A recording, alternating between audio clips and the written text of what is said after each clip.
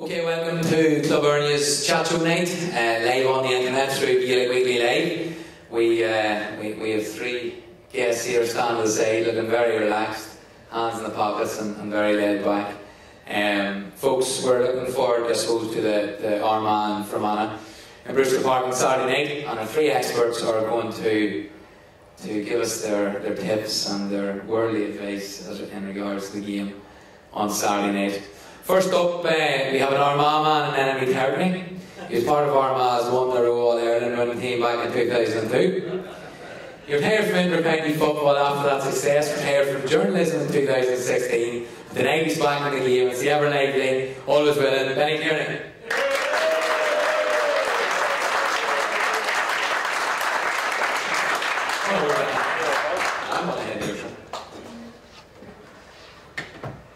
Good to see you, Benny. Thank you. It's good to hear about a Fermanagh man talking about a one-in-a-row. Our next guest, folks. Our next guest, Benny never get along great down there, but Benny was raised head and high. Liverpool winning in 2005 was a bad year, and Tyrone winning the All-Ireland in 2005 was a brutal year, actually. Benny brutal year. Two-time All-Ireland senior winner with Tyrone. Famous for holding the Twin Towers of Westville at Bay in 2005. But most of all, he's famous for bringing the beard back to GAA. Joe McMahon.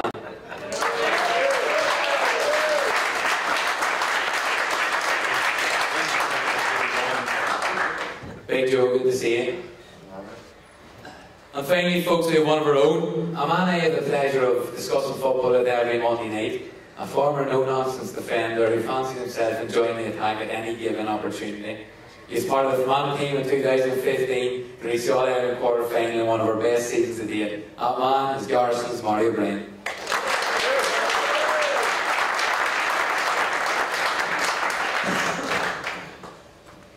Lads, good to have you along. Thanks for coming, Benny. You're keeping well. All the best, Rory. You got the best seat, obviously, there. I did, aye. Look like running forward. I'm for a tough night. Benny, good to have you up. You'll be down Saturday evening as well. Hopefully, yeah. Look, I suppose we get into the ins and outs of the game after, but are you confident in Armagh? I wouldn't be overly confident, to be honest with you. I think you only have to look back at the last maybe 3 or 4 matches with Fermanagh. There hasn't been a kick in the ball between them in all of them, and I know maybe we came out on top. But that probably goes back to maybe more tradition than quality, or that we're a bit better than Fermanagh. I would say that we will have another game where there will only be a kick of the ball in it on Saturday night. I'd like to think we'd be on the right side of it, but I wouldn't be putting any of the women's housekeeping money on it, to tell you the truth, you know. That's good to hear for us Fermanagh folk. Look, Joe, you're the neutral here. With the Tyrone man, you're keeping Marty and Benny apart. Obviously Tyrone came on and Joe on Saturday or on Sunday, but ahead of that from Armagh, I suppose, what's your thoughts?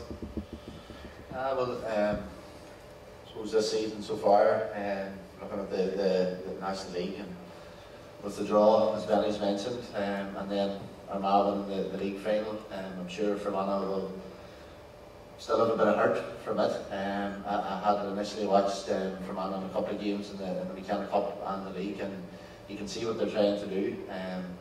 I know I've seen an interview there with Ricey during the week, and he talked about the defensive system and probably lazy analysis. But I think a big thing with all of the teams, certainly in Ulster and throughout Ireland, I feel that the defensive system, a good defensive system, is needed as a platform for any team. And Fermanagh and Armagh are like for like in that way. And I think ultimately it'll come down to opportunities taken up front with Quigley, with Murnan, from Armagh, with Rafferty, and with the tight game it's going to be in Brewster too. Probably set pieces in relation to 45 free kicks could come down to it as well. So that's where the big game players will come in and show on the day. Okay. I'm McDale deeper, I suppose, here in the Tyrone as well. Marty, welcome along, good to have you. Thanks, Rory, good to be here. Keeping well? Yeah, not too bad, yeah. Marty and Monday night, like I have trouble keeping you today. So I have Mr. Tierney here on the other end. So yeah, well, keep your Monday nights to yourselves, please. You might well have to share the limelight tonight. Yeah, I've hardly got a word in there. Salmon from an hour there, but so I think it'll be heavy to have to keep it bit. You could chat when he was eating. It was first or second, yeah. Marty, do you miss it this time of year, the buzz of the championship? You do and you don't. You know, it's obviously the championship's kind of where it's kind of thing you look back at and it's what you most want to be involved in. Like, you don't miss any cold wintry nights or anything like that there now. But this time of year now, it does be good training and that there's all the heavy training's over. Like, you know, there does be generally a good buzz around, especially to get rain evenings and a bit of weather like that there. You know, it'd be nice to be out there. Like, but when you're out kind of, you know, as well. I don't miss it that much. Like, you know, when you're involved and you're in the thick of it, you know, you're very much involved, very much. I think, but when you're out, I kind of feel like I'm out now, and I don't think I could ever go back. Like, you know, Rory's coming a quarter to 10. You don't think he'll? He's down there. He's eyeing me up there. I was walking on stage. All right. Well, we might ask about that after. Boys, the Ulster Championship general, I suppose, kicking off last weekend. Donegal, Benny looked convincing. Yeah, I wouldn't rule Donegal out. I'm hearing that there may be third or fourth favourites for Ulster. I would have them higher. You know, obviously Monaghan and Tyrone's going to take out one of them. One of them is going to go out. You know, I would say Donegal, they just brushed Cavan's side. They didn't really. There was nothing to the game. They were at half pace. When Paddy McBrearty doesn't score for 70 minutes, Donegal won't be 10 or 11 points. You know, it shows how comfortable they are. And we seem to have a nice bunch of young lads coming in there. Bonner has rejuvenated them a wee bit as well, and yeah, I fancy them to go further, and they could be outsiders for an Ulster title. Joe, a man you know well, Manny McLean. I suppose rumours last year was that Fintan O'Reilly was trying to play a defensive game, and they obviously parted ways at the start of the season. Cavan seemed to have reverted back to that method, but maybe aren't holding up the defensive end of the bargain as well. Is that fair to say? Yeah, I think they were exposed at times against Donegal on Sunday. I was probably disappointed at the intensity in the game overall. Donegal were allowed time on the ball, time to pick their passes, and certainly Murphy was able to dictate that from the middle. And as Benny mentioned, McBrearty wasn't in the game for most of it. McHugh wasn't really in the game, and these were the players we were talking about before the game and how much of an influence they would have on the game, and it didn't come to pass. And following that, then other players were able to step up. The younger players, Thompson, Langan, who scored 3 points apiece, and they were excellent scores. And you can see from Donegal's point of view what they're trying to do is they got a few scores from distance, and that any day is going to beat any blanket defence. So a comfortable one for them. I would imagine there'll be bigger tests to come down the line, certainly from Derry, and if they go beyond that again. From Cavan's point of view, league campaign, good to be back in Division 1, but I would say Matty will be disappointed with their performance. McVitie was a big loss to them starting out. He did come on and you could see what he could present them, but it was too little too late obviously. But I think Cavan, maybe they could get a bit of a run in the back door, but they're still seem to be in a bit of a transitional process from their under-21 success, and it's taken that bit longer for them to come into that, but maybe a team for the future. I suppose, yeah, it's a fair analysis. I suppose you talk about the league form, Marty. We talk about every Monday night during the league about how, yes, Donegal did get the points on the board, but they really were performing well versus Kildare, who went down, weren't performing well, but likewise didn't get the points on the board. Yeah, that's it. They did play reasonably well in most of their games. Like there was a kick of the ball in quite a few of them. You know, they were probably disappointed to go down. You know, even the last game against Mayo, like they were, you know, it could have went either way really that game. But a lot of new players kind of in the last few years for Donegal, kind of leaving the team in 2012, very much kind of in the past now. But a lot of exciting new players, Thompson and you've got Brennan, a great game there I thought on Sunday as well. Like, and that's a big thing, and it's probably the difference in Donegal and bringing in these new players and what Cavan have done. Cavan did have a number of successful under-21 teams, but they didn't bring in that many great forwards, you know, and Donegal seemed to turn in a few great players there in the forward line, and it makes a big difference, you know. way the defensive team are set up and that there, you know, you have a lot of athletic players who kind of slot into a lot of positions, but you need scoring forwards at the same time. And Donegal seem to have hit a few great scoring forwards there, where Cavan are still kind of struggling. They don't really have that go-to man up front, you know. They're kind of relying on Kieran from the middle of the field, and you know, he can't do it all. I know he's probably kicked 5 or 6 points on Sunday there, like, but they're kind of a marquee forward is badly missing around Cavan, I think. I suppose then, look, we had an open game in Ulster, and then go down the road to Connacht, and Joe, an old coach of yours, Benny, an old teammate of yours, they're getting the blame for bringing negativity and puke football to Connacht. What's your thoughts on that? Puke football was in Connacht a long time before the English. Puke football or bad football? I think, look, I don't think any of us, when we saw the draw for the championship, didn't say, Jesus, in the own Galway, that's going to be a clinker to start the whole thing off, but it was atrocious stuff. Like, and, you know, they talk about Ulster being puke football, but at least Donegal and Cavan, there was scores, and there was people running, there was kept passing, there was people looking to score. I thought the actual shooting in the game was horrendous, you know, and it's maybe a question we have to ask our coaches, what are we doing here, because, you know, all the players are much better built, they're all fitter, they're all stronger, but I think the actual art of kicking the ball over the bar has now been lost. You know, there were a number of easy chances on with the Mayo Galway match, and they've done all the hard work, all the good work, and you're talking about marquee forwards on both sets, and you just couldn't put the ball over the bar. Or maybe it's a case now where they're nearly afraid to shoot because, you know, it'll look bad on my stats or something like this here. So it doesn't all go well for later on in the championship, and I'd say we're not going to get a high scoring game in Bristol Park. You know, you might walk into the soccer score line here in Bristol Park. It's 36 points. There was 36 points in the league final, but I can assure you now that McGeaney will not set up Armagh, or Fermanagh won't be set up, and we race these ankle biters will be ready there for a few of the Armagh forwards. I would be a wee bit worried for Fermanagh in the extent that Rafferty and Mullen are big tall men, you know, and Armagh might have a target in there, and there might be a breaking ball there, for maybe wouldn't be regarded as a big defence for Fermanagh. But you know, we're all crying out for football. I watched the hurling game on Sunday between Kilkenny and Dublin.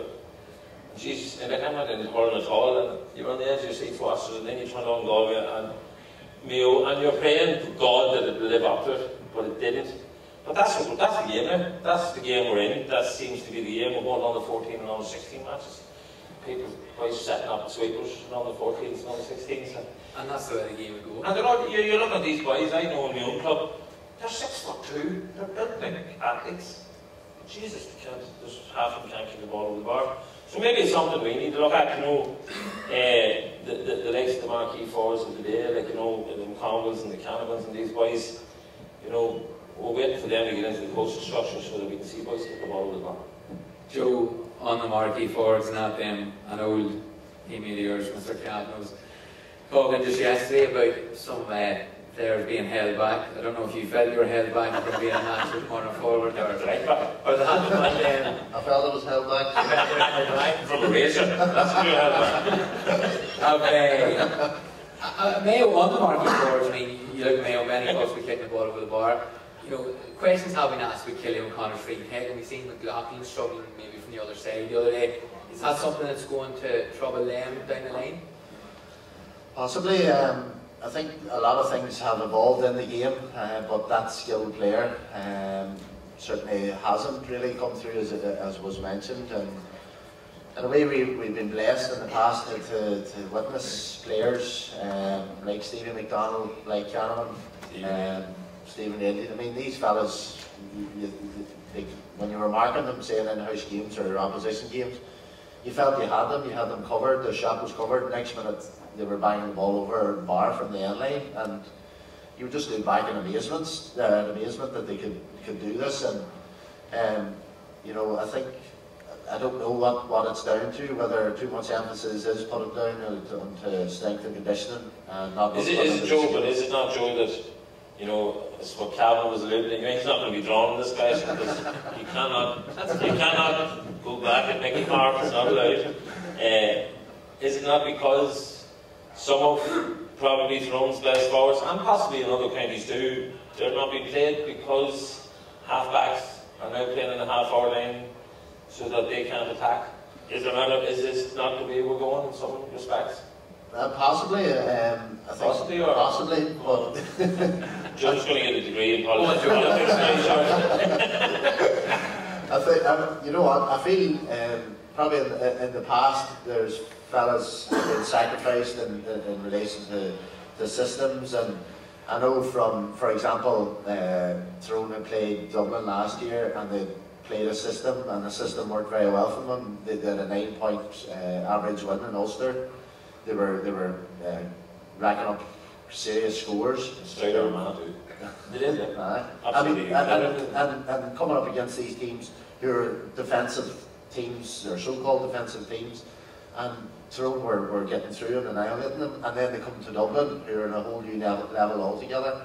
But what we found was Tyrone were sitting back, and then we were left with, you know, Mark Bradley just up on his own in the forward line, and you had the likes of McMahon, Cooper sitting in front, Kane O'Sullivan, and Mark Bradley is a class forward, but no matter how good of a player you are on the inside, coming up against 3 serious defenders there, and being able to thread a pass inside, and it's difficult from that point of view, and sometimes there's that big of a gap in making that pass inside, and the supporting team, or supporting half back line, half forward line midfielders getting up and getting up and supporting the play and getting the scores, and there was that bit of a gap. But I think, you know, I know Cavan alluded to a few individuals that have been sacrificed, possibly, but it's a balance, and it's an important balance that you need to get right, and I'm sure Mickey's been working on it. Well, this was Mickey said during the week, look, he's not going to, Marty said, he's not going to change. Why would he change? They won 4 championship matches, as Joe said convincingly. They come up against a team that doesn't feel too dissimilar in Dublin. They're just a lot better at it. Yeah, but it's hard to know what to do with the Dubs, no matter who you are, no matter what way you play. The Tyrone, at least the thing I think about Tyrone is, at least they know exactly the way they're going to play on the white, and they do it and like, they win an Ulster Championship with that. Like Cavan were kind of weaving in limbo last week. They didn't know whether or not they were going to go all out defence or were going to go all out attack. Galway and Mayo knew, in fairness on Sunday, and it ended up being a terrible watch. Like, but what I thought was that when Mayo won the ball in a turnover or got a quick kick out, they didn't counter-attack fast enough. You know, they were like, right, we're going to go back into the defensive system, so we'll run up to the midfield and we'll play it out and we'll try and probe in that way, rather than really committing then, like you would have seen like Tyrone and the Naughties, and they're really committing then, flying forward in 2s and 3s, like cornerback, halfback, you know, one of the half forwards coming up, and really going for the jugular whenever the team, you know, are slightly out of their shape. You know, whereas Galway and Mayo are kind of letting each other get back into defensive shape and playing the ball around the middle of the park. And you see that a lot these days. You'd like to see teams, you know, commit more when they do turn the ball over, you know, rather than saunter up the pitch to really go for it, you know, in 2s and 3s and 4s, because you don't have a forward line, so you know you have to start the attack from the back, and you have to really commit to it. Like, but I think you know, there's no kick passing in the game. Yeah, but that's the only pass 2. You know, Benny, that's it. Everyone's. You know, there's no kick pass 2. That's true. But there's a fear there is, and players, because there's so much analysis now that there comes a video and then they say you've given 12 possessions away, you know, you feel as though you're being hung out to dry, and that's, from that point of view, it started about 7-8 years ago, and I know I was asked to do even stats for Armagh, and I found that players were coming to me after matches and asking how many unforced errors or how many balls they give away, and the shrewd enough man realised, if I'm fisting the ball 5 yards, my pass completion is 100%, whereas the guy who's taking the risk and kicking it might only had 60%, and those stats are put up on the wall. You know, you don't have to be a genius to work out here. I'll go sideways instead of forward, and I know maybe it's not always like that, but if you look at the Cross and Glen brand of football where they won our Ireland Club titles, they were kicking the ball all the time, you know, and it hasn't come into Armagh as well, you know. So I'm not saying that Armagh are any geniuses at it, but you know too, we were kicking the ball in, and it was route one, which meant that if you were playing the likes of Mark Bradley or any of these boys up front, they knew the ball was coming in. Whereas the modern day forward doesn't know if he's going to get a sniff of it, you know. I suppose Tyrone the option of Lee Brennan now, instead of kicking the ball in, we have to see if Tyrone kick on with that. a topic that's up for discussion a lot, and Marty, I've heard your views on the tier championship several occasions. What's our general thoughts, lads? You know, if from New York to Dublin, you know, it's the fear of giving the ball away. They're nearly all playing the same. Some are just better than others. Mickey Hart said this week, look, no matter what way you do it, if you've quarterfinals, if you've qualifiers, if you've now the infamous Super 8s, the cream will rise to the top. At club level, we have it tiered.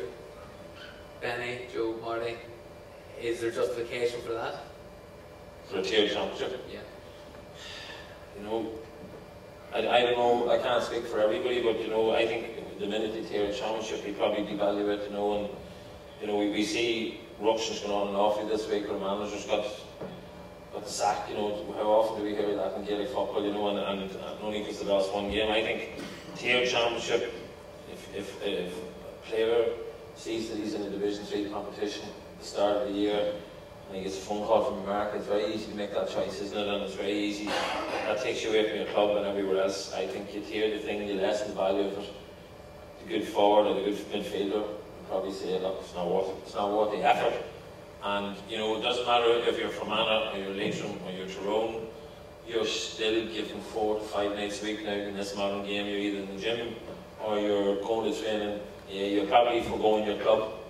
So the minute it's here, I think you're bringing in problems as well, because no matter how far down the pecking order you might think you will be, we talked about the last time we played Fermanagh way back in, God, what year was it, where Fermanagh were 9 points up in injury time in Armagh. 1993. We played 6 games in the Ulster Championship that year and never got to an Ulster final. When would you ever hear that again? We drew with Fermanagh Dennis Hollywood. And Dennis Hollywood. We drew with Fermanagh and we had last minute point against Fermanagh, and then Fermanagh should have beaten us. And then we played Tyrone, went to replay, and then we played the Club Eirne Champions League. But I can tell you from a playing point of view, and I hadn't won an Ulster title that time, that was the best summer of my life, because you get 6 championship matches, you know, and we were no hopers for Northern Ireland. We had a run, and that's all you wanted at that stage. When you tier it, you're taking that away. Okay. Joe? Yeah, I have to agree. It is tiered away. There are opportunities there. You know, in the past, back in Benny's days, when it was the front door only,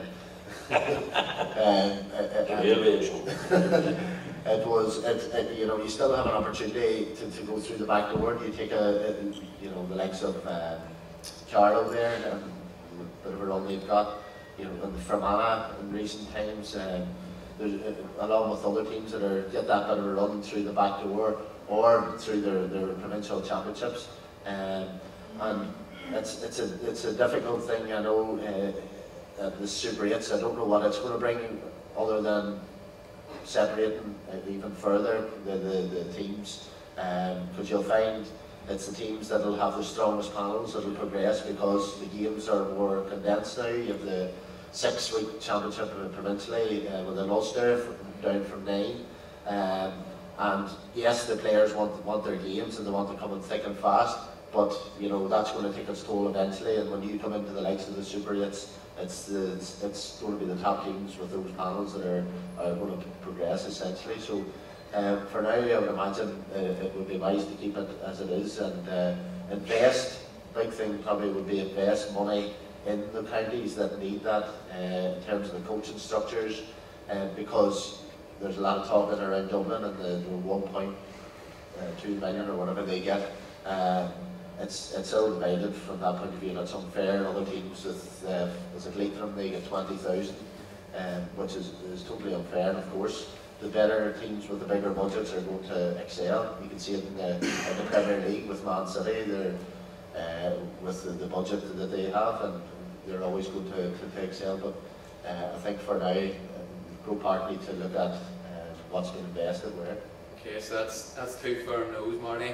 Yeah, I'd be a no as well. Like, I don't see where you stop. Like, when you look at the All Ireland now, when it first starts, the All Ireland, like it's everyone, you know, when everyone gets a crack at it, you know, and you can say that Fermanagh are there and everyone will win the All Ireland. Like, but looking around the country, like there's probably 28 or 29 teams in Ireland not going to win it this year. Like, and that's a guarantee. Like, there's only, like you can't have a 1 or 2 team championship, like, because they're the only teams who can win it.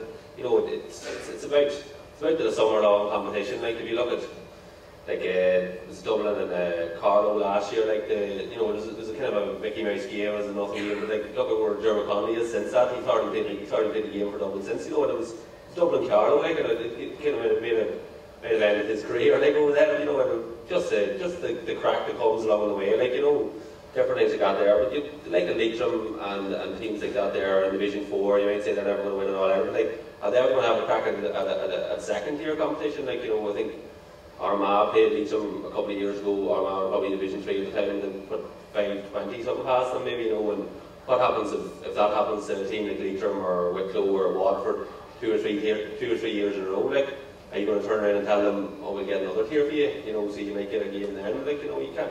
Where does it end? Like, you know. Okay, so I mean that's 3 firm no's then. But I think it needs looking at, you know what I mean? But I don't need to argue all night about it. I don't think you're going to come up with a solution. People want to be in the hat the first day. You know, it might be the only day, but you want to have a chance at sound. Okay. You mentioned 1993 preliminary round replay. The draw was in Irvinstown. I mentioned back then to the athletic grounds. 115 to 1-7. Joe, Marty, and I'm sure a lot down here and at home remember this. 115 to 1-7 with 68 minutes gone.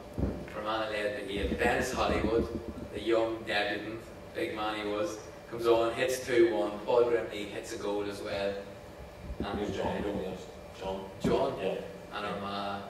Yeah. Fantastic game. It lives long in the memory of Fermanagh fans. Benny would obviously funny, I've quite a few friends from that team, Fermanagh team, Collie Corn and Cormac McAdam, who obviously fell on a lot of bad luck, but was one of the best goalkeepers in Fermanagh at the time. But it was right at Rovers. It was, I think I was picking out what night spot I was going to that night with about 4 or 5 minutes to go. And like Dennis Hollywood came on, and Dennis would have been friends there, and you would have went, oh Jesus, what's he going to do, you know? And I think it's 3 hopeful balls played in, and there's this famous story with a wife from my own parish who put a bet on, you know, Fermanagh man that day. You just have me sit beside it, Fermanagh man. Fermanagh man says, we take enough of the day. He says, I have 50 quid on you right now. Armagh will kick you out of the athletic rings. And with 5 minutes to go, he handed the Fermanagh man the 50 quid and went home. And he was sitting in a pub, we would like a whiskey, like he was sitting in a pub in Martin Hill. Some Armagh fan came in with a flag. He says, have some game today? He goes, yeah, some game. And he says, yeah, the biggest comeback ever in the history of the game. And the man got up from our club and struck you by for telling lies and walked in. But back in the day when there's no such reading, you didn't know the scores. But it was one of those games, it lives in, I wouldn't remember games, a lot of games played, but I remember that game just forgotten. You were out of it. And then all of a sudden, sniff, oh Jesus. Because when you're a goalkeeper, you're a spectator. Like. And although Cormac wasn't for the last 5 minutes, unfortunately.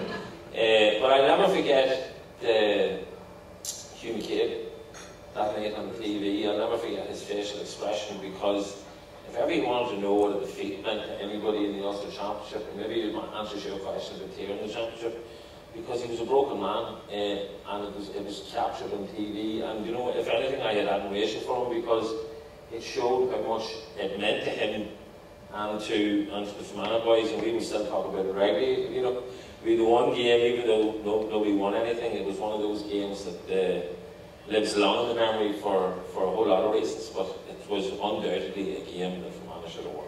Yeah, well, unfortunately didn't.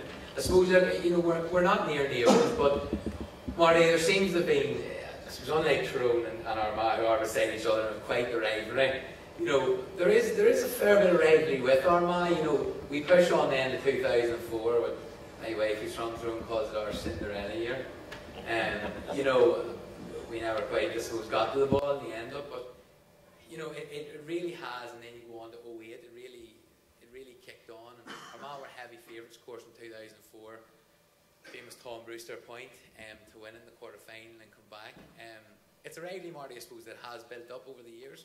Yeah, but I suppose it's not that many teams in Fermanagh can say that they've, you know, put one over on Ulster. Like, you know, in Ulster, like, you know, that their win against Armagh in 2004 was just the games that Fermanagh had always maybe done well in, sometimes not so well in, but you know, and not quite got over the line. Like, but that one in 2004 was the one where Fermanagh actually got over the line, you know. And Benny talked about it there with the match being close this Saturday, but maybe a case of tradition seeing Armagh over the line. And you know, people may put up a lot of stock in that, but you know, no, I know myself that it seems to be something that kind of goes against Fermanagh a lot. The tradition, you know, like it was, you know, the lads that 2014 did end up going on and they were pretty successful. You know, they did take a lot of wins in Ulster Championship quarter-finals and eventually get to the final in 2008. Like, you know, when they kind of broke the tradition, you know, they beat teams like Monaghan and they beat Derry up in Derry in the semi-final that year, and they pushed Armagh to replay in 2008. You know, but they had wins against Cavan. Probably should have won the first game. Probably should have won, yeah. But if you talk to Joe McMahon about that 04 game, that's the game that he will never mention because it's his biggest regret in football, you know, because I think underestimated Fermanagh that day and maybe had their eye on the future game. Yeah. And do you see if that happens again on Saturday? The same result will happen for Fermanagh, but I don't think Armagh in a position now, Marty, to underestimate anybody, and that's why I would be maybe hopeful, you know, just from a non-biased part of view that we could through it. But that was a defining day for Fermanagh football. Yeah, it's huge. That impacted us too because we watched it in the change room beforehand. We were playing Mayo after. But funny enough, you should mention that, Joe. That was one of the later moments of that evening because the radio was not allowed on the bus on the way home from that defeat. Because you can imagine, come back to the Carrickdale after getting beat by Fermanagh in the quarter final, and Tyrone playing as well wouldn't have given us much support in our bus. But somebody decided with about 5 minutes to go in the game, you know, we're putting it in the dock, throw on that radio and see how Tyrone's going up, and Tyrone were a couple of points down. And you know what? Our mood brightened up and said, "Hey, that's all right to say." I'm not saying we don't like people from Tyrone, but they are equivalent to the English abroad. So delay for Armagh, double delay for Fermanagh. And it's breaking up early, even like I tell you, it was a bad day. But come here, boys, I suppose Rory's actually here now. He's popped in, which is great. He's going to name the team, which is fantastic for ourselves here and everything. It's garnered great interest thus far. Rory's come up, just talk to us for a while. We're not holding too much. If you get a night's sleep and we want to let him get his head clear, and then we'll be talking about it after that, lads. But folks, we'll let him up Rory Gallagher, Fermanagh manager.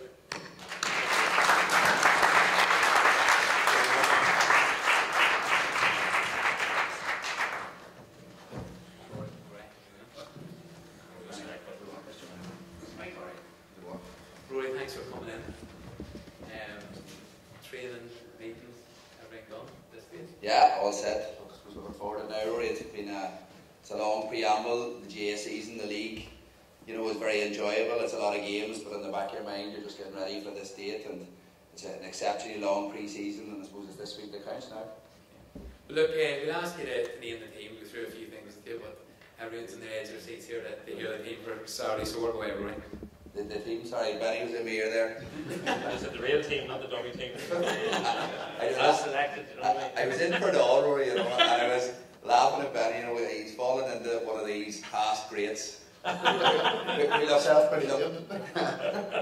something with you too, Joe. But you know, he looks back at the past with rose-tinted glasses, you know, and he's given out about Galway and Mayo and one thing and another. I think Galway scored 112. And on your greatest day, you scored 112 and won that Ireland. I know. You know? No, I didn't score. No. And then he gives out with the low-scoring game in Brewster Park, and you were talking there about the championship game in 1983. And I'm nearly sure you were playing in 1984. And you just won in the athletic grounds 1-6-6. Even less scores. It took the place of chess and skate. So football wasn't all that great back then. It's a wee bit different, you know. Benny, I've never heard you say it. I don't know. I'm in for the team. And the current Armagh assistant manager was in managing you then, so. Jim McCorry, yeah. You know. Sure. But anyway, we get on to the team. Go on ahead, right? We're starting the goals with Pat Cadden. Cian Connor is playing cornerback. Che Cullen, fullback. Mickey Jones. Barry Barone, James McMahon and Lee Cullen. We have Owen Donnelly and Ryan Jones in the middle of the field. Paul McCusker, Decky McCusker, Aidan Breen, Sean Quigley, Conor Jones and Shavy Quinn. Okay, thank you very much. folks at home, everyone here. That's great to hear. It's whetting the appetite for Saturday evening. Rory, gives a scorcher of a day. Is that gonna change anything in the plans that you've made already? Not at all. You know, look, whatever it is, you know, you've got to deal with it and just look forward to it. Does anything change this week because it's championship? To give us an insight into the squad and the county squad manager, does it change in the league, or do you keep the same routine? Or how do you? No, listen, Rory, you keep the same routine. Obviously, on a Tuesday and Thursday, you know, in the league, you would be training that wee bit harder. I suppose this week, you know, they're fairly short sessions. You try to keep a good wee bit of bite in it. You know, years ago when we would have been playing, you'd just took a few shots and we really went into go slow mode. But no, you try to keep a good tempo to it, just that wee bit shorter. You keep the exact same routine. Okay. Look, a draw in the league and then a slight loss in the league final. I remember talking to you after it, and you could really see that you were good in losing that. Plenty to learn from those games, is there? Yeah, look, you try to learn every game, but every game's different, you know. So it is. And the league final was a total contrast to the game in Bristol Park, you know. But look, gutted, probably a wee bit an extreme reaction to losing the league final. We were disappointed, but it's not the end of the world, far from it, you know. It's the end of the day, we achieved our goal of promotion. You know, we tried 3 or 4 players in that game who maybe didn't get a lot of game time, you know. We felt that, given that, you know, overall would benefit us, we tried to improve the squad if they get the exposure to Croke Park. 14 men as well, Rory, it wasn't, you know, I suppose. Yeah. From early on as well, it wouldn't have been seen as a disaster either. No, not at all, you know. And look, we'd be disappointed. You know, Benny mentioned, you know, we realised we didn't deal with the high ball well, but it'd been a big disappointment. We probably got away a wee bit late in the game in Bristol Park. A couple of balls went in and could end up in the net. But obviously, it's very much a strength. And you know, as much as the game's changed, it is still a tactic that Kieran and Armagh managed to have, put the ball in round square. You know, and it's not just put it in, it's quality ball. And obviously, Rafferty, Mernon, Gavin McParland may play as well. You know, they've been dangerous on it. You know. Okay. You've Sean quickly back. Obviously, Sean didn't last long in the league final with the black card. I suppose you must be happy, and like, I know you said you give everyone a chance, but the return to form of Shamey and keeping Shamey on board this summer has really been a bonus for you, hasn't it? Yeah, listen, you know, he's an enigmatic, much talked about figure, you know, somebody who I didn't know really at all, you know, since we spoke to him and got him in. We actually met him the day of the county final here downstairs, and, you know, since that he's been a breath of fresh air, you know. He's knuckled down, he's got himself in shape. You know, the one thing about him, he absolutely loves playing football. He's like a child. He's the first out and last off every night, and he trains really hard, so he is. And look, we're delighted with him. He's played well. It's a big game for him. I'm not sure how many championship games he started, you know, but he's mature now. He's 28, 29 years of age, and you know, we're just looking forward to seeing him break. Good stuff. Unlike Saturday's opponents, you stuck to the training camp rule. You stayed within the county and you had. That's why Club Eirne is here. You didn't jet off the farm. One door next year. You know, it's a bit like here, McGeady, you know, going out and whinging and harping about referees, not referees, tackling and all that, you know. There's that wee bit of, they think they can do whatever they want, you know. And I think they're totally wrong to go out of the country. I think they're wrong for Jim McCoy to come out with feeble excuses that they were taking this going to the press. So it is just live. You know, so it is. I know it's live. You know, I think that the reality is the rules are there to be implemented. So it is. And April was designated as a club-only month, and I think that's the bottom line. It actually didn't go down too well in our mind. I know. You know, it was for the clubs and that. Yeah. Like, it wasn't something that we were absolutely.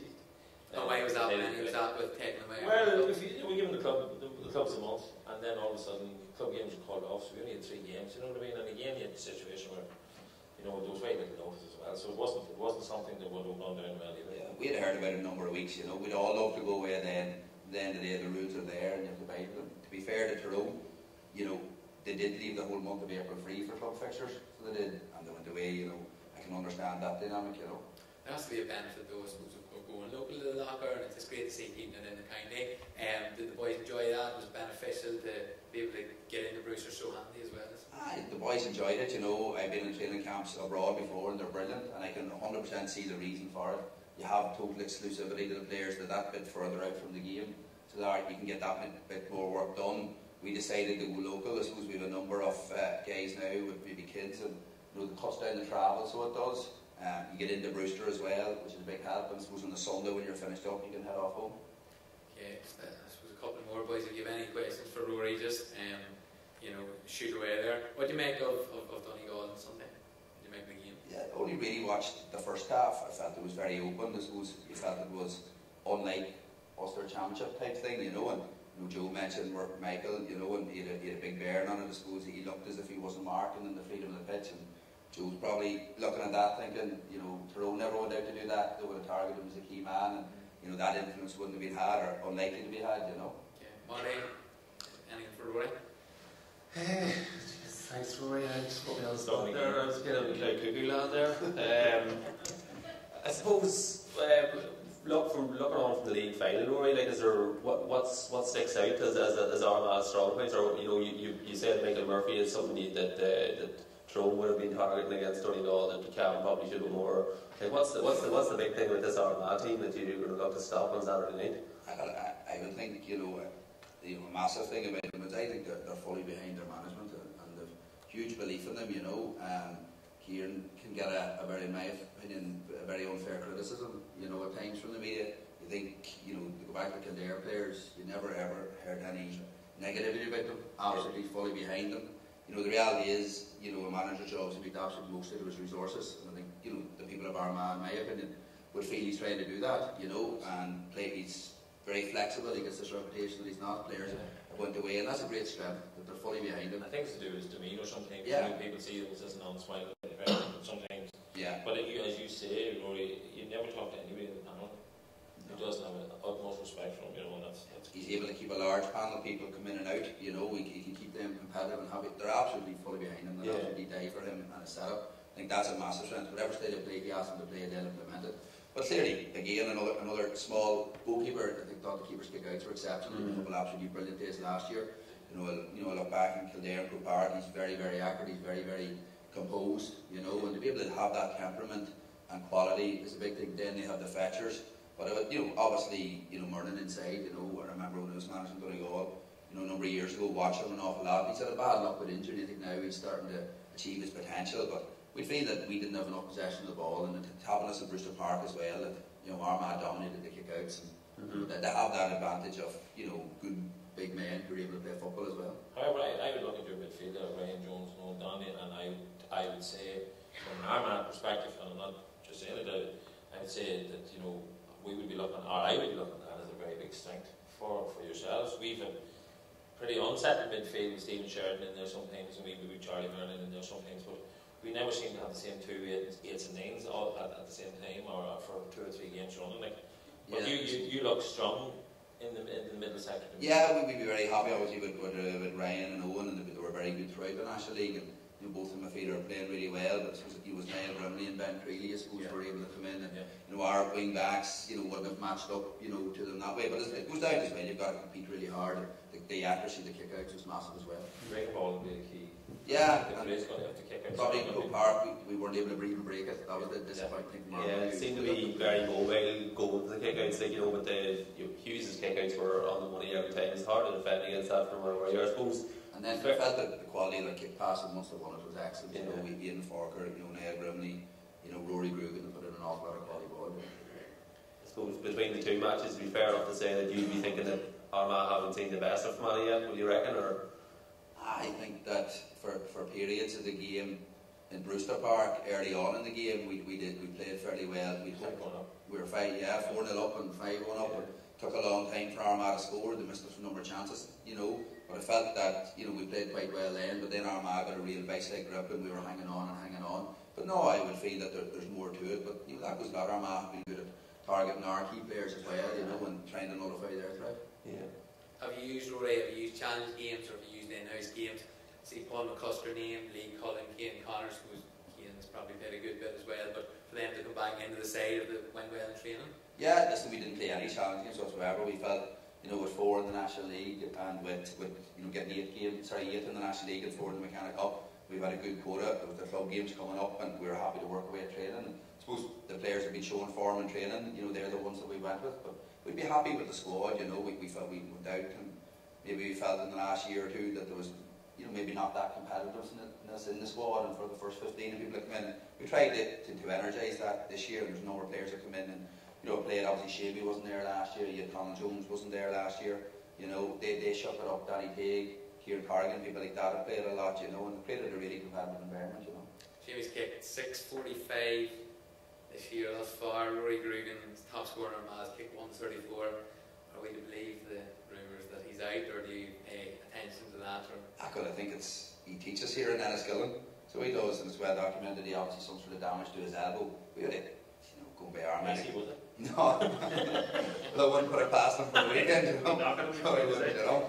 So it is, but no, so that's the truth, you know. I was a wee bit nervous coming here with Joe here, you know, because the last time I was this close to him, we were going down a tunnel in Brewster Park, and there was a wee bit of a schmozzle, but I wasn't the aggressor, far from it, you know. Joe, some people looked at you. Yeah, you're mistaken with that. Yeah. And he wasn't even playing, so he wasn't. He was injured. More damage. But no, listen, I would expect him to be playing. But look, you can't plan for that, you know, and you know, Armagh have a very competitive squad, so they have, you know, and I think that's again one of their strengths, you know, they've managed to pull players, you know, out of anywhere, you know, they're short obviously, you know, Jamie Clark's well documented, Stephen Campbell, Kieran O'Hanlon, Paul Hughes, who I'd rate, you know, is a really top class cornerback as well, and they've been able to absorb them and stay really, really competitive. Okay. Well look, you sound confident, you're confident in your team. The four ends of Brewster Park are being opened up because we expect a large crowd for a home game on Saturday night, and look, we want you to go home and rest up and take it easy. We really appreciate you coming in, and we wish you the best of luck on Saturday evening. Rory Gallagher, Well, thanks very much.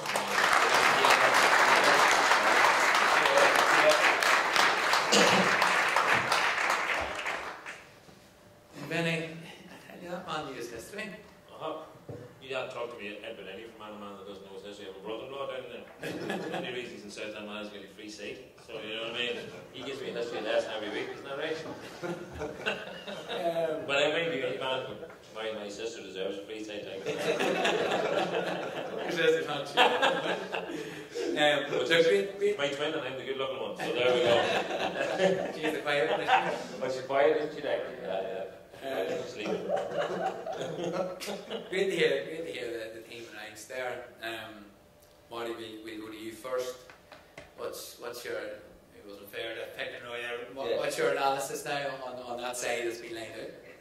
I think, like, looking through the team, it's a very strong team. It's as strong a team as Fermanagh can name. I think that's the way that's you wouldn't complain about any man that's in the team. Like, you know, there's obviously a few people who'll be unlucky and probably won't be far away and will get on. Like, but I think it's a very strong team. You know, it'll be interesting now. Three big men inside to see who will be operating in around the square that there, or will at any stage is there, you know, two of them operating there or three of them operating there. I would doubt it'd be three at any stage. But just like with the size of that full forward line, Conor Jones, Shamey and Sean Quigley, like there's three very strong men and strong in the air. You know, if you can get a ball in on top of them, close to the goals, like, you know, we talk about Armagh utilising the long ball.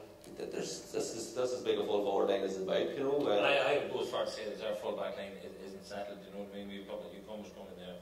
Patrick Pons, maybe Aaron McKay could be in there. You know, you don't know if Vernon's going to start in there. Yeah. I'd say if he sees the size of the full forward line for Fermanagh, if that's the way they're going to play, he'd probably play Vernon maybe in full back. I don't know. But is it realistic, Joe? I suppose, you know, we named three big men full forward. I suppose, look, Colin Jones has the ability to come out the field. You know, we have seen Marty in commentating the games. We've seen that Shamey has worked extremely hard, you know, for the first 50 minutes. If he doesn't have the legs then. Is it realistic, Joe, that I suppose the three big men are going to stay in there for 70, 80 minutes? I suppose any championship game, the first 5-10 minutes are used to find each other out, and whether they keep the shape of the three-man full forward line or they go for a four and bring, and certainly when you look at their half forward line with Decky with Husker, who's maybe has played the half back line, and might find him dropping back a bit more and bring one of the inside men out to the point. But I think the games will change, the dynamics of the game will change. It just depends on the game management comes to the line, how the game is going, whether they need the men inside or not. You can see a different side of the game whereby they do play that long ball. And I remember playing against Armagh, that long probing ball and the diagonal ball was always difficult as a full back to break down. And always remember with Ronan Clark and Stephen McDonald, any time the ball was coming in, you had to be very conscious of where you were breaking, because it was a case of, if the ball came in, Clark was the man that was coming back, and McDonald was the man that was sweeping it around in front, and it worked, it was successful for them. And I would imagine McGeaney will be looking to try that again and continue with that. From the point of view of the strongest team starting, as a Gaelic player in the modern game, the biggest and most difficult thing to do is for a player to come in and make an impact on a game and influence the game, because the speed in which the game is played at, and for you to come in off the bench and make an impact and be asked to go in and do a job is probably the most difficult thing to do. And initially, any player that's not named, from my own experience, the initial disappointment is there, but you automatically find you have to think, geez, I need to get my head in the game here, because I can be asked to go in and do a job. And certainly you talk about, as the game comes on, or goes on with Quigley there, maybe if he doesn't have the legs, who's going to come in and make that impact and make the difference? Time will tell, but that's definitely something that will be looked upon by both teams, and management teams, and scenarios will be well played at this stage. Benny, I suppose, just as Joe says, but who's going to come into the game, if that is the team that starts. Fermanagh have a couple of live wires on the bench, they've Rory Corrigan, Tomas Corrigan, the brothers, I suppose, Joe McGuire's Bridgeman, Kieran Corrigan, and Danny Kay, that have seen a lot of football this year, maybe the odd bit of indiscipline, whether that was tactical or not, maybe Marty's cost them a place, but what Fermanagh have to spring on the bench, it would seem, Benny, is speed and agility and quick thinking. And Joe's talking about that, and Martin alluded to it too. You're the day the 15-man team is now finished. You need 4 or 5 quality men coming in. I suppose you're everybody saying there's none of the Corrigan starting, but you can be guaranteed they'll definitely come in. And I would say Armagh mightn't just have as many impact substitutions as Fermanagh, because as I say, we're missing 4 or 5 from last year. High-profile players like Stephen Campbell, Jamie Clark, and James Morgan in defence, who would have been another one of these, high-class folks. Look, if you want the crux of the matter, to me, if somebody was to ask me about the whole scenario of Saturday night's match, I honestly believe if Fermanagh get a good start, first 5, 10 minutes, 15 minutes, and are level or a point ahead, say, I think that could foster a bit of belief in them. If Armagh get a good start and maybe, pin Fermanagh back, I can see them going on to win. But if I thought Fermanagh maybe at half time was still in the game, I wouldn't be able to call it. I think it's pivotal that Fermanagh get off to a good start, and if they do, then it's anybody's game. Okay. When you mentioned that we're getting off to a good start, we said Marty have commented in 7 of the Fermanagh League games this year, and something that Fermanagh have done, Marty, is start very well, but possibly after 30 minutes, definitely. It seemed to be a feature of a few of the games in the league that the second half performances were a wee bit quiet, a wee bit dead, and they let teams back into it, teams that they were comfortable, against Wexford and Offaly, they were comfortably the better team. They were, maybe at times 6 and 7 points up, and then letting those teams get back into it, and come back to, maybe letting it get too close to the point where against Westmeath, where they had a lead, let Westmeath back into it, and Westmeath had turned around and beat them. And we've seen what they did against Derry. They were all over Derry, like they were beating them by maybe 12 points at one stage, and Derry came back then within a goal as well. So it's something that they have done well, as it started well. But I think possibly now with a wee bit more of the legs and championship football, a little bit drier ground, we should hopefully be able to sustain the intensity for the 70 minutes, and not fade away in the second half, But definitely a good start, as Benny says, the belief, and hopefully there'll be a good crowd there, a good Fermanagh crowd, and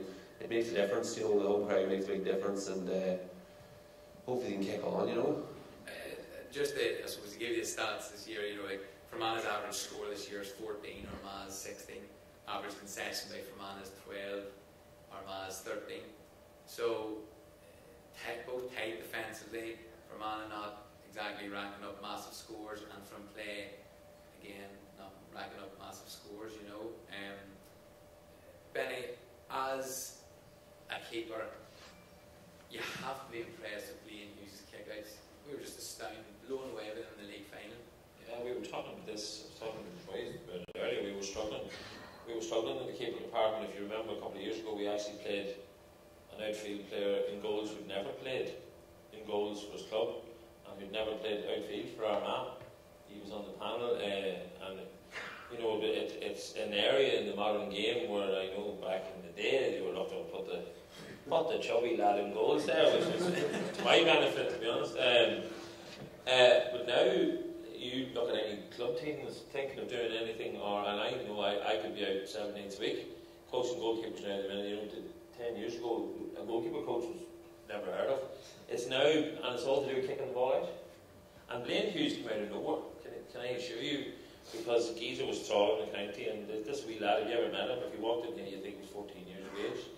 He just looks like Solskjaer from United there. He wouldn't stand out. He's a very quiet lad, which doesn't go well for goalkeepers either. But his kicking out against Kildare last year in Club Eirne, I just sat back and was amazed at him, and I know watching him this year. But I have a funny feeling that, you know, Rory Gallagher's no dud. Like, you know, he's not going to leave space for Blaine Hughes to kick the ball into. He's worked with Donegal, the All-Ireland champions. You know, he knows his football. I would say that Blaine, you know, against Tyrone, for example, after the Kildare match, Blaine struggled with his kickouts, but only because of how effective he was in the previous match. And I know Tyrone, that was a massive point of their pre-match concentrating on them, or Blaine Hughes' kickouts. And when you talked about the midfield, Fermanagh midfield, they might look to curtail their threat through his kickouts. And depending on whether they go zone or man-to-man, or push-up, or maybe they'll just allow them to have the kicks. And we have a smaller pitch in Brewster Park. We have a crowd that's in the top of you too, which makes a difference from a goalkeeping perspective. You know, when you're from a goalkeeping perspective, you're looking at, you're seeing a lot of space. The goalkeeper looking out, seeing a tight field, and you know, space cut down. It's going to, and I know Fermanagh are playing a guy in goals who hasn't great goalkeeping experience, but again, he's probably been played for his kick-out ability as well, and his ability as a soccer goalkeeper as well. So, you know, it's a pivotal position in the modern day game, you know. And if you look at Dublin, you know, people talk about money and talk about everything else. The main reason Dublin are winning All-Ireland is Cluxton and his ability to control matches and his ability to control a game from the number one position. But Joe, we've talked about, you know, Fermanagh's midfield, the one down here, Ryan Jones being strong, but it was the middle third comes down to a lot more than that. We've seen in the league final, Grimley, Creel, Sheridan, Vernon, you know, the Finland to bring off the bench, even if Brendan Dunny comes out the pitch. You know, I suppose the Fermanagh really have the aerial presence to battle with that, and as Benny says, if it is on a tighter pitch, is that going to help Fermanagh? Yeah, well, there's a number of factors there, and as I said before, the kickouts will be part of that, and Armagh in the past have presented themselves with big players, and they're a big physical team, and they will look probably to dominate that area of the pitch, and you can see with any game that you play, that is a key area of the pitch. If you find yourself on top in that area, it'll have a massive influence on what happens everywhere else around the pitch. So I would imagine Rory, Ricey and the fellas have been working on kick-out strategies. I would imagine that they've been working on, for the likes of Owen and Ryan Jones, if they find themselves in the centre of the field, maybe that they're not catching the ball, that they're tapping it down to the so-called smaller men who are coming off the shoulder, and then as soon as that breaking ball comes through, they're able to break the lines. And you know, as I say, there's so many variables, and it'll just come down to the moment in the game. And no matter what you do as a player and as a team in preparation for any game, certainly in terms of championship, the thing that comes down to is that white heat, the battle of the white heat, and decision making at that time. You know, you can go through the process of kickouts, skills, game scenarios and training, but when you're out in the white heat of Brewster Park and the heat beating down and all the variables there, it comes down to that decision. And there's a reason too. You know, we talk about National Leagues and we see all the scores in the National League. But the dynamic between a National League match and a Championship match, and the pressure and the anticipation and the build-up, this is why there aren't high-scoring matches. Because on that day you have to produce at 100%. In the National League match, you know, it's not that important. But everything culminates in that Championship match, and the better teams and the stronger teams and the more experienced teams That's what sees them over the line a lot of the times, is the fact that they've had more experience. But people will say, Armagh probably have, but we haven't, because we've been in Division 3 for the last 2 or 3 years. If you look, it was pointed out to me that in our National League final against yourselves, we had 4 Division 1 footballers playing. 4 Division 1 footballers. So, you know, a lot of people will be pointing to the fact that Armagh have tradition. Tradition means feck all on Saturday, and the White League, as Joe says, it comes down to that team that has been prepared the best, and that team that can react under pressure in those conditions the best. And I wouldn't call it at this stage. Speaking of White League, it's going to be a scorcher on Saturday. Wouldn't be good for the gingers. I was going to say, I hope you your hand with you. You bring the peak cap. I'll have factor 50 on me head. And a cap and a raincoat.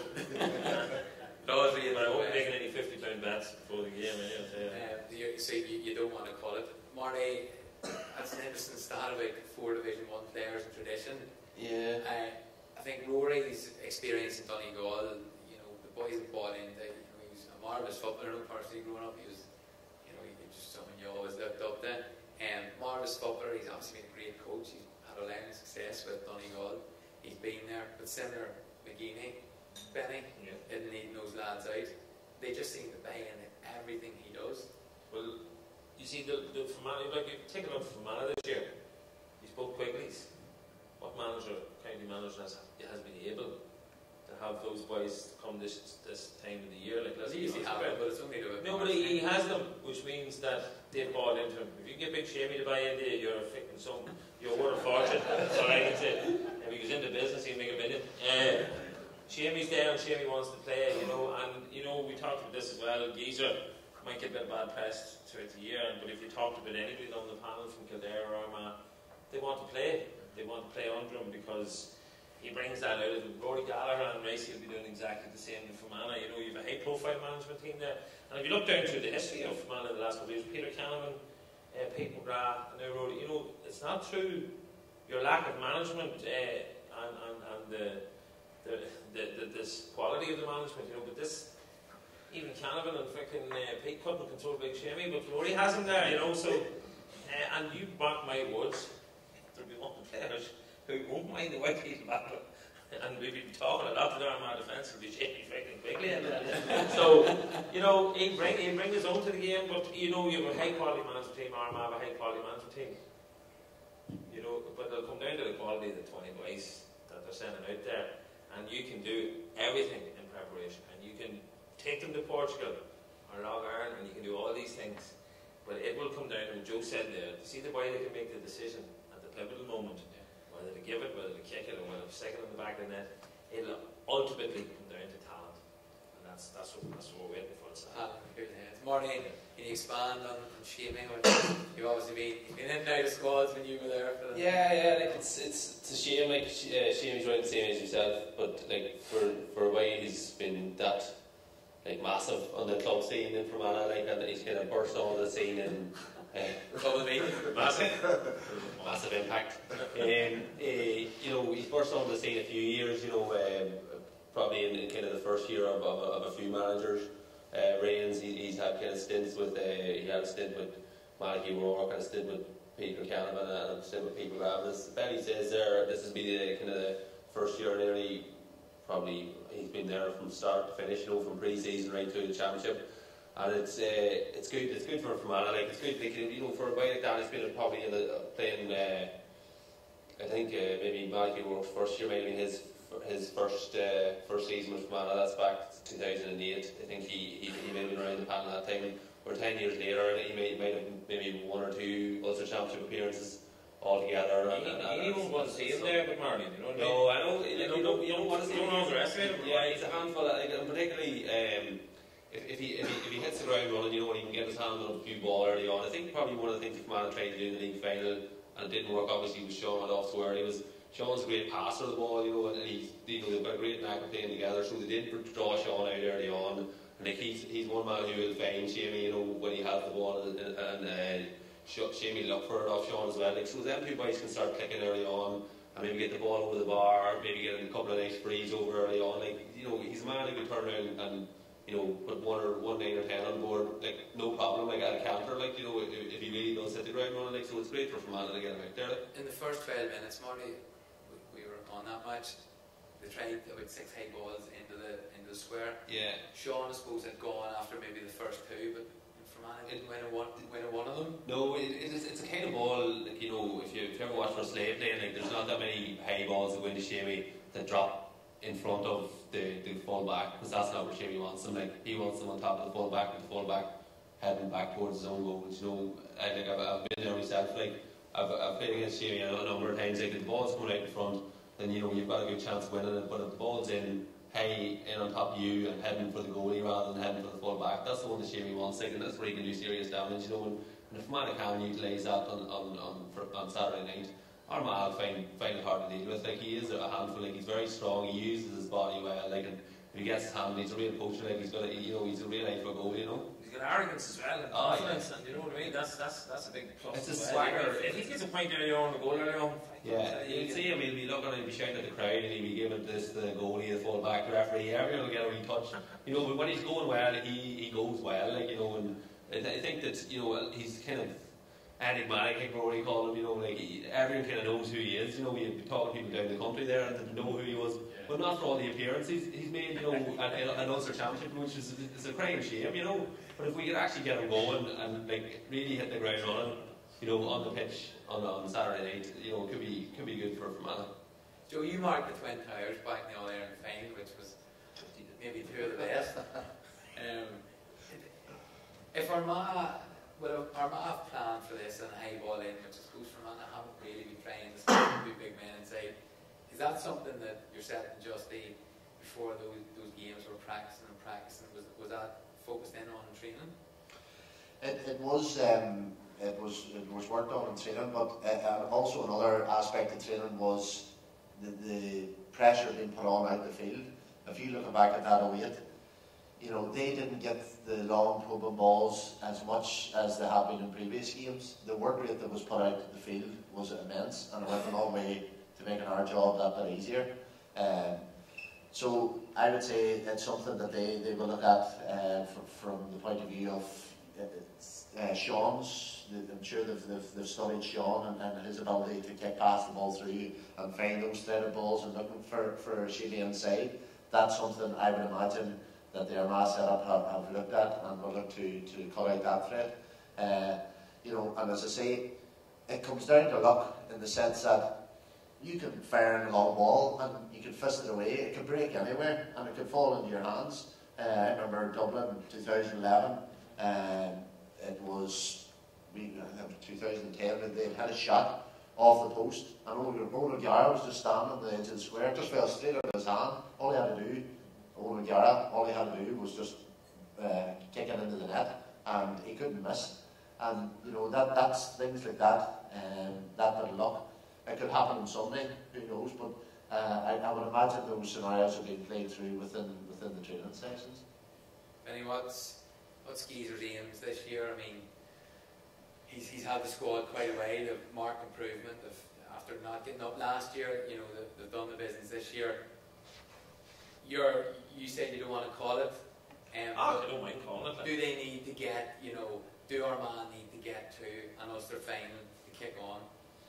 I don't think we're at that level just yet. I think we're playing pretty well for what the quality of players we have at the minute. You know, we have some. We got beat last year very disappointingly against Down in the first round. We haven't actually won the first round championship in Ulster for 4 years, but we've always gone on a bit of a run. So you know, there's the negativity after the first round. You feel disaster, and then we seem to have a bit of a summer after it. You know. But I think for us, we need to get a start in the Ulster Championship. We need a win on Saturday night. You know, it's just something we want as a run in the championship, because there's an awful lot of negativity between the first round defeat and then you get into the playoffs, and then into the playoffs you might beat a weakish county, and it takes a while for momentum to get going. I think stature-wise and size-wise, Armagh are at an advantage. I think if you look down traditionally wise, which will have no bearing on Saturday at all, we're probably at an advantage. But that is born of the fact that it's an away tie. Fermanagh will bring a lot of support. Fermanagh probably have their strongest team out in a couple of years in the championship. And the fact that we've played them 4 times, and there has been a kick of the ball between them in those last 4 games. So there's nothing in it. I just think that size-wise and stature-wise, we might, the likes of Niall Grimley and Brewster might suit that type of game where a high ball, you know, the ball will be kicked a wee bit more often, and it won't be that sort of timid half pass or a hand passing down the side. I think Armagh will play direct. They will play to their bigger men. Morning and Rafferty, there's a rumour that Rafferty been injured. If Grugan's injured, that would be a big miss as well. But you still have Grimley, Ben Treaty there, and big men who might pose a bit of problems. But I can see Armagh winning, but there's a lot. I was talking last night with a lot of Armagh supporters. We were at a meeting last night, Club Eirne, and I'd say half the room said wouldn't be shocked at all if Fermanagh won. So that's maybe because we haven't had a run in the championship for a while, but I'd like to think we would. But I wouldn't be surprised if it was a tight game. Right. Well, look, it's time for the predictions for the weekend for Ulster and for the All Ireland. We finish the Fermanagh game because that's why we're here. We start on Sunday with Tyrone and Monaghan. Benny. I know who I'll be praying for. We have a very good relationship with Monaghan people through our cross-border relationships from South Armagh. So I would hit the break anyways. I think Tyrone, you know, are everybody's hot favourites for Ulster, and rightly so. They played within themselves in the league, but at the end of the league, they were coming strong again. We were having a great start in the league when you were getting beat, Joe, to be honest. It'll be a couple of weeks. And I see Monaghan team that has improved as well. It'll be interesting. I think Monaghan need to win badly this weekend because it's a bit like Armagh and Fermanagh where the games have been tight, but you know, the tradition has seen the bigger team has gone through. My heart would say Monaghan. I think they'll get Tyrone a rattle, but I think Tyrone will come through. Yeah. I remember, of course, 2005, Liverpool were in a European talk about that year, all that year. And Tyrone won down there, so history could repeat itself. Joe? Yeah, I think it will certainly be similar to the game on Saturday. It'll be a very close game. Both Tyrone and Monaghan got quite strong Division 1 campaigns. Contrast for Tyrone from last year, where they started very well and finished poorly, but went on to have a very convincing Ulster Championship win. This year, tables have turned. Whether we see the tables turn in Ulster, I just can't see it. I think that the big factor will be whether Colin Kavanagh will play. I think he's the cog in the wheel there. He's major to what Tyrone are about in terms of their setup.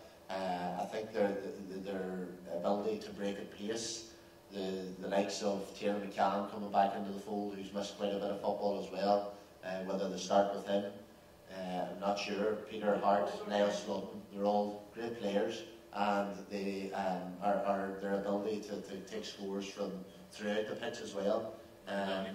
Yeah, so I think that they'll be just that bit too strong for Monaghan. They'll have their homework done on the McManus and I think almost you know, our track record in almost is okay. I think that, well, in fairness, the last time we played in 2011, we beat Monaghan there in the first round, I think it was. But I don't think that these group of players have that baggage, maybe from previous games. And looking away back to 2006, Derry come and beat us.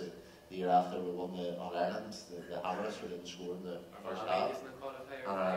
Yeah, so I mean these. Good days, good days. I mean that was a long time ago, as I say. You'd shave that day.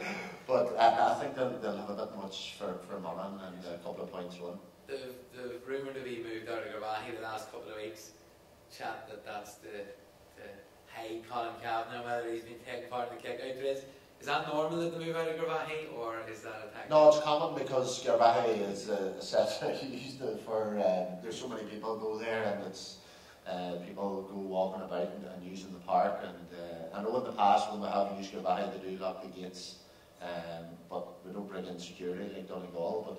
But they have locked the gates in the past, but it's Mickey likes to head away up to Dunboyne there, the other side of the mountain, or Garbahay, so just to take the attention away. Okay.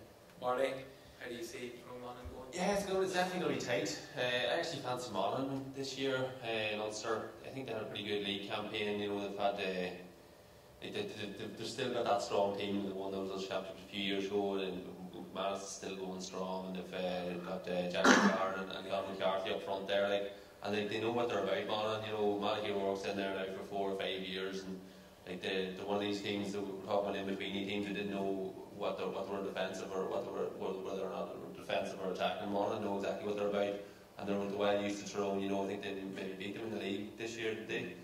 I just have an inkling for Monaghan this weekend. And you fancy them for Ulster as well?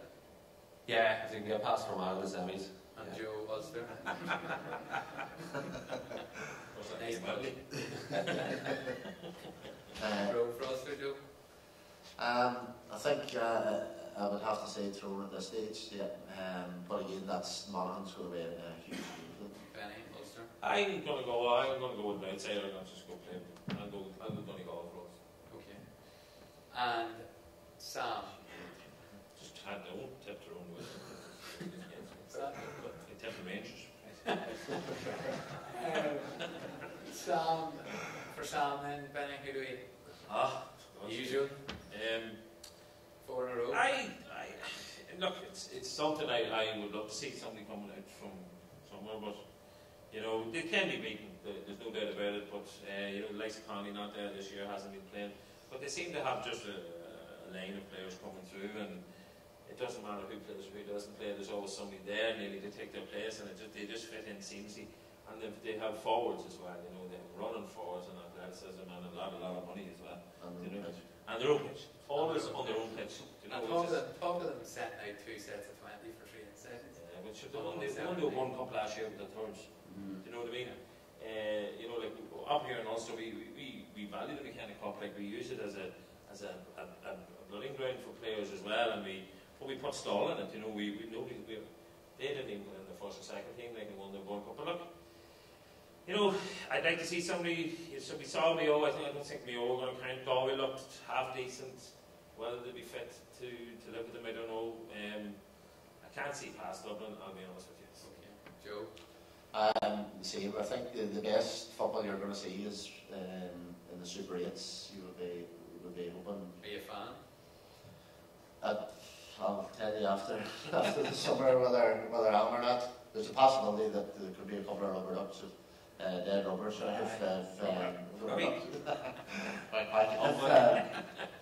if that's, you know, they find out that they win the first 2 games and they game back to Croker, but we'll see about that. I think Dublin, or I don't think anybody is there near them at the moment. I commentated on Galway and Kildare in the Division 2 National League final last year, and Dublin and Kerry won the game after, and you'd swear you're in a different sport.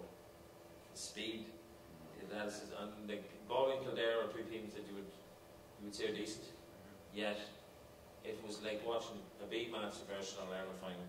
The difference in the pace of the game, the passing of the game, was incredible, and that's where we are, like in the modern game. Unfortunately, when we're tipping Galway and things come out from the periphery, I still think they're a great bit behind. We done one of these actually in Tempo there the other night, and Tempo played me a drink actually, Jet. There was wine and beer all night. So with him the end of the night came around and the question Friday night, was it? Friday night? It was it was Saturday night actually. It was not even better. Thursday night's not a good night. No, definitely not. But yeah, as I say, they were playing us a drink all night, and I kind of hadn't really thought about it beforehand. I kind of said Mayo, but after Sunday. Do you second your guns for it? After Sunday, I'm definitely not seconding guns. I think Tom Parsons will be a massive miss for that Mayo team. Like, you know, and just going down that road again. If they had to come through that match against Galway, I would still fancy them to make an impact. It's just that it's going to be a long road back to the Super 8 from this year. I want to move from Dublin though. I think maybe when Kerry's another team is going to get a handy run to the Super 8s, you know, and there's nobody's really talking about them, and that's the way they like it, I think, down there. I'll back Kerry just to straight on the right. Like, you know, there's Ian Fitzmaurice is, you know, he's plugging away in the background there, and he's tried to unearth a few players, Sean O'Shea and Clifford and boys that got there this year, and it can maybe a change in the guard. It's a long shot, but if anyone can do it, I think Kerry can. Okay, well, that's disappointing. I mean, we're here at Road for Man and Armagh, and he's back either for Ulster or Sham, so that's where we're at. So Benny, Saturday, call it. I'll go Armagh by 2. Armagh by 2 in a low scoring affair. I would say I'm gonna say there will be might be a goal or two in it, but it'll be maybe 110 to 112, something like that. Okay, Joe. Under pressure now. Armagh. Remember your Joe. You need to throw. I think I would say Armagh. I think just have it with the players that they have, the size of the players, the pitch. I think it'll suit Armagh, their style of play as well, and I think they have gone up on Fermanagh.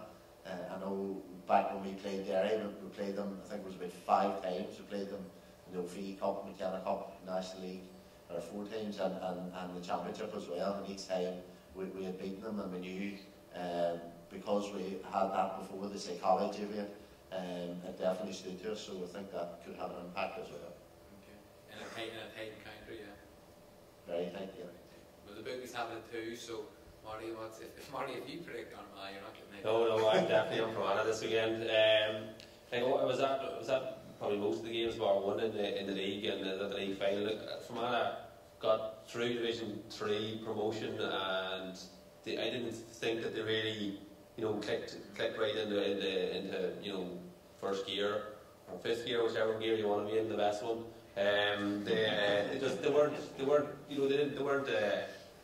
They didn't.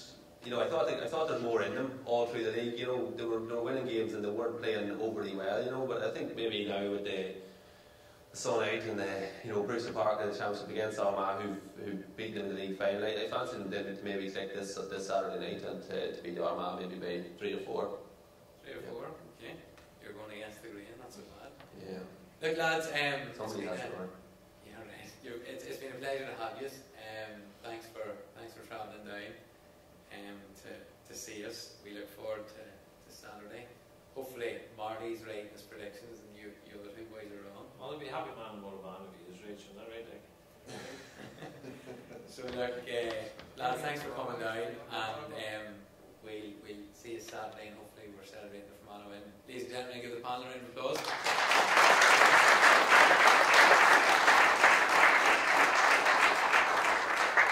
Okay, folks at home, that's us. We've wrapped up. This was hosted by Club Eirne, of course, who support all Fermanagh GEA and are great fundraisers led by Gerard Tracy and the committee. And we thank them for having the boys along, for having us at Gaelic Weekly along and presenting the show. We look forward to Saturday evening and get down to Brewster Park early, get in Enniskillen and sample the atmosphere. Fermanagh play Cavan, the hurl at 5 o'clock, folks. So the gates will be open from 4. And then the big one at 7 o'clock for Fermanagh Armagh, and with Rory's strong team named out, we hope for a Fermanagh victory. So best of luck to Fermanagh and Armagh, mainly Fermanagh, and good night.